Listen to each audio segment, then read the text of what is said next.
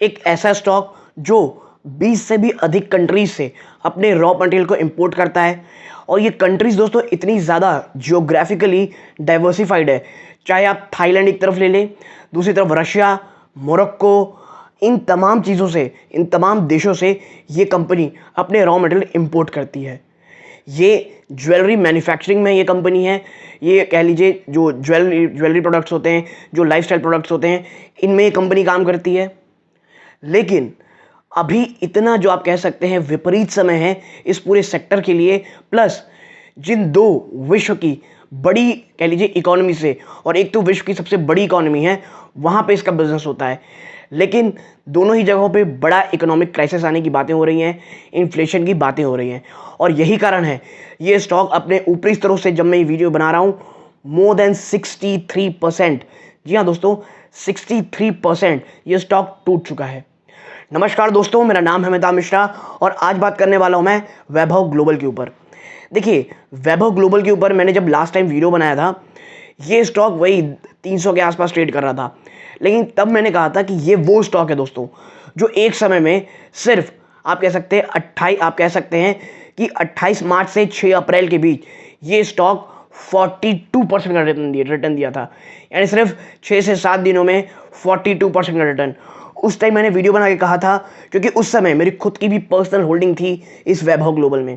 लेकिन उस टाइम मैंने बना के कहा था वीडियो कि भाई अगर कोई स्टॉक आपको 7-8 दिनों में मोर देन 40% का रिटर्न दे रहा है, एटलीस्ट आपको पार्शियल प्रॉफिट बुक कर लेना चाहिए, क्योंकि यहाँ से गिरावट अगर होती है तो बड़ी सीवियर होगी।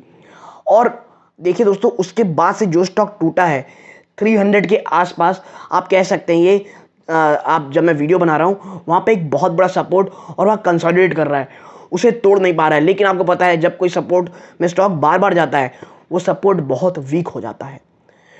और देखिए वैभव ग्लोबल में अभी प्रॉब्लम क्या है, अब थोड़ा समस्या की बात करते हैं। क्योंकि देखिए हमेशा स्टॉक खरीद लें बेच दें, स्टॉक खरीद लें बेच लें नहीं। अगर आप वाकई में सीरियस हैं एक लॉन्ग टर्म इन्वेस्टमेंट में, तो आपको समझना चाहिए जिस कंपनी में आप निवेश कर रहे हैं उसकी आप कह सकते हैं यूएसपी, उसकी ताकत क्या है।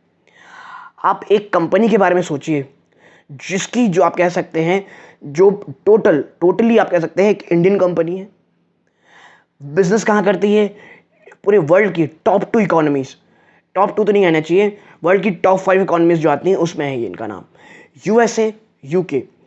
यूएसए से इस कंपनी का 70% रेवेन्यू आता है दोस्तों। यूके से इस कंपनी का 30% रेवेन्यू आता है। आपको पता होगा लगातार दूसरा महीना था जब यूके की इकोनॉमी श्रिंक हुई थी। यूएसए में लगातार रिसेशन की जो कह लीजिए डर है वो लगातार बना हुआ है।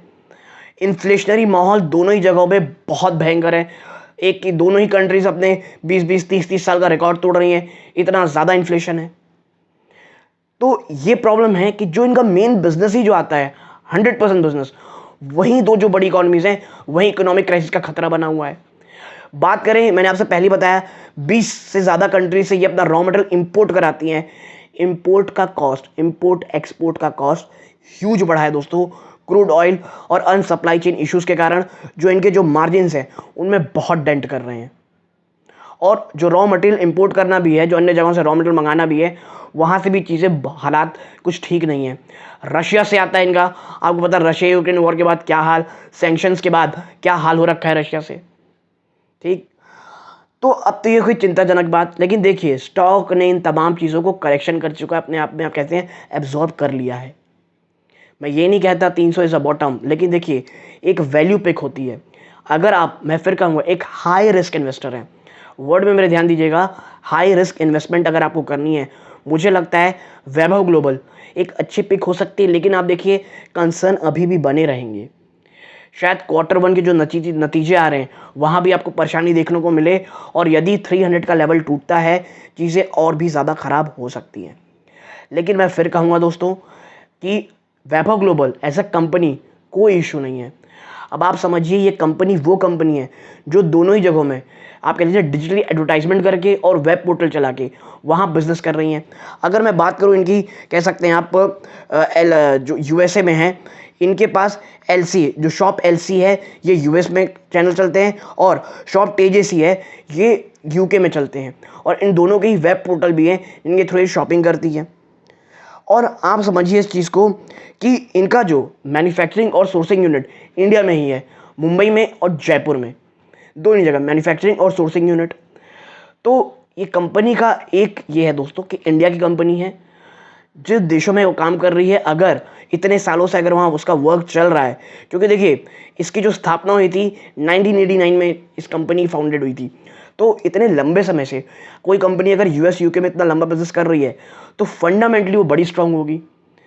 और आप बता दूं कि दो बड़े इन्वेस्टर हमारे इंडिया के, चाहे वो केडिया साहब हों और आशीष कोचिलिया जी हों, ये दोनों ही इस पे इन्वेस्टेड हैं। अभी भी इतनी बड़ी गिरावट के बावजूद भी दोनों ही बड़े इन्वेस्टर, दिग्गज इन्वेस्टर इस पे इन्वेस्टेड है। लेकिन देखिए मैं फिर कहता हूँ, आंख बंद करके किसी को फॉलो नहीं करना चाहिए। मैं ऐसा इसलिए कह रहा हूँ क्योंकि इनके पास जो क्षमता है एब्जॉर्ब कह लीजिए पकड़ के रखने की स्टॉक को, उतनी शायद आपको मेरे पास नहीं है। और लॉन्ग टर्म इन्वेस्टमेंट दोस्तों ऐसी ही होती हैं, कुछ भी प्रॉब्लम आने के बाद पैसे पूरे निकाल दिए, ऐसा नहीं होता है। देखिए जो कह लीजिए हिस्सेदारी इन्होंने भी कम की है, ऐसा नहीं कि जितना इनके पास पहले था अभी भी है, लेकिन कन्विक्शन है लॉन्ग टर्म के लिए। बिजनेस पे फंडामेंटली मुझे कोई इशू नहीं दिख रहा। हाँ, बिजनेस थोड़ा क्राइसिस में आएगा दोस्तों आने वाले समय में, ठीक है। और कंपनी का अगर मैं आपको बताऊं, अगर आपको मैं बताऊं कि भाई इसका जो रेवेन्यू है वो किस तरह से आता है, तो आप समझिए कि जो इनका 67% जो रेवेन्यू है ये इनका टीवी प्लेटफॉर्म से आता है, और बाकी का 33% जो इनका रेवेन्यू है वो वेब पोर्टल से आता है। यानी दोनों ही चीज़ें हैं, दोनों से ही जगहों से इनके पास कह लीजिए डाइवर्सिफिकेशन से रेवेन्यू आता है। बट मैं फिर कहूँगा चीज़ें इन्फ्लेशनरी प्रेशर के कारण बॉटम लाइन आएगा डेंट, सेल्स में शायद डेंट आ सकता है। लेकिन यदि Q1 के नतीजे अच्छे आ जाते हैं दोस्तों अनएक्सपेक्टेडली, स्टॉक में एक बड़ी तेज़ी आप ज़रूर देखेंगे दोस्तों। मैं फिर कहूँगा ये सिर्फ उन निवेशकों के लिए जो एक हाई रिस्क इन्वेस्टर हैं। करेंटली मेरे पोर्टफोलियो में स्टॉक बिल्कुल नहीं है। हाँ, ये मेरे वॉच लिस्ट में ज़रूर है दोस्तों, क्योंकि कोई भी अगर, क्योंकि देखिए 300 के आसपास अगर टूटता है, नीचे आता है, मैं पर्सनली इसमें कह लीजिए लॉन्ग टर्म इन्वेस्टमेंट में फिर से बाइंग करूंगा, या आने वाले 2-4 दिनों में अगर ये 300 के आसपास भी रहता है तो एक छोटा स्मॉल चंक ऑफ इन्वेस्टमेंट में कर सकता हूं। क्योंकि अब दोस्तों ये मुझे काफ़ी अच्छा स्टॉक लग रहा है। लेकिन याद रखिएगा ये मेरे हाई रिस्क स्टॉक्स में से एक हैं, और वही निवेशक जो हाई रिस्क ले सकते हैं वही निवेश करें। और मैं ये कहूँगा निवेश से पहले प्लीज़ थॉरो रिसर्च कीजिए, और अपने वित्तीय सलाहकार से प्लीज़, फाइनेंशियल एडवाइजर से सलाह लीजिए कि क्या इतना रिस्क आपका पोर्टफोलियो बर्दाश्त कर सकता है। अगर नहीं तो प्लीज़ स्टॉक को अवॉइड कीजिए, ठीक है। और वैभव ग्लोबल का आप समझिए, जो अभी वर्ल्ड में जो सिनेरियो चल रहा है, इतना इन्फ्लेशनरी माहौल चल रहा है, यूएस यूके में जो मंदी आने की बातें चल रही है, इकोनॉमिक रिसेशन की बातें चल रही हैं, बहुत ज़्यादा डायरेक्टली इम्पैक्ट करेंगे इनके बिजनेस को ये। तो मैं फिर कहूँगा अगर ये थोड़ा रिस्की बेट हो सकता है अभी, अगर आप रिस्क नहीं ले सकते प्लीज स्टॉक से दूर रहें। लेकिन 62 से ज़्यादा % गिरने के बाद एक स्टॉक वैल्यूएशन तो अच्छी देता है, क्योंकि फंडामेंटली बहुत स्टॉक एक कंपनी है। तो यदि आपको मेरा ये एनालिसिस पसंद आया हो, प्लीज़ वीडियो को लाइक कीजिए, चैनल पहली बार आए सब्सक्राइब जरूर कीजिएगा। यहाँ तक जुड़े रहने के धन्यवाद। ये इस वीडियो का अंत है। जय हिंद दोस्तों।